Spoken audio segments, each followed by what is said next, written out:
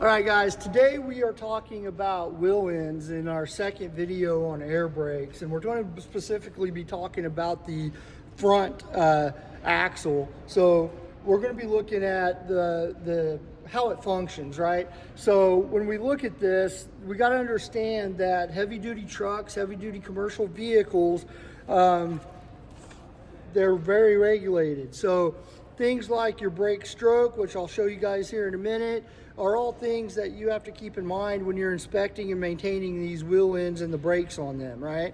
Another thing you're going to need, in addition to the website or this book, in order to understand what requirements you're required to meet, is going to be some brake adjustment tools if you don't have automatic slack adjusters.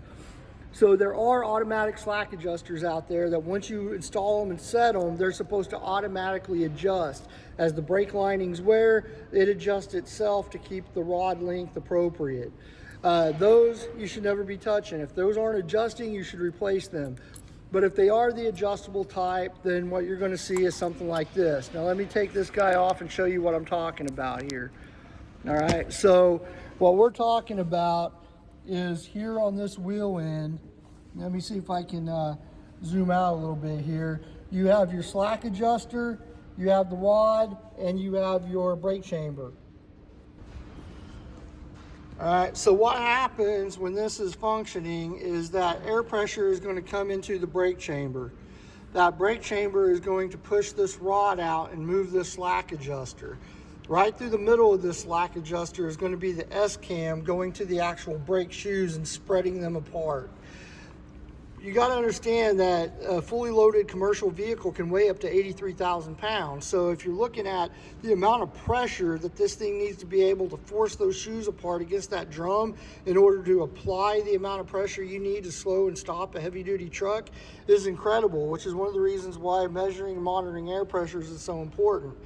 But the other thing that we have to monitor when we're doing a PM on an air brake system is the length that this rod moves.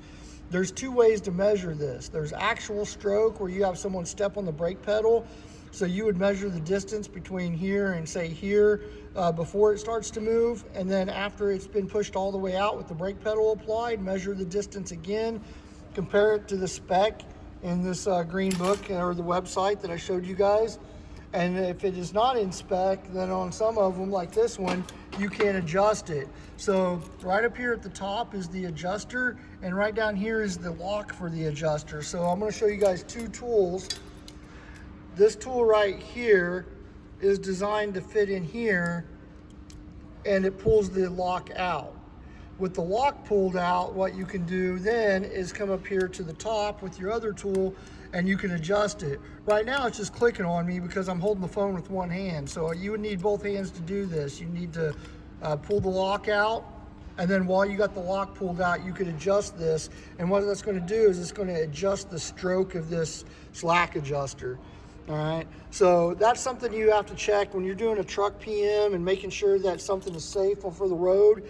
You have to check all your wheel ends, because you got the stuff going on here at the front brakes that you got to check, right, on both sides. And then you come back to your rear axles and you got the same thing where you're checking axle and stroke, and the stroke changes on type of brake chamber and so forth. So you got to use the table that's in that green book or the website.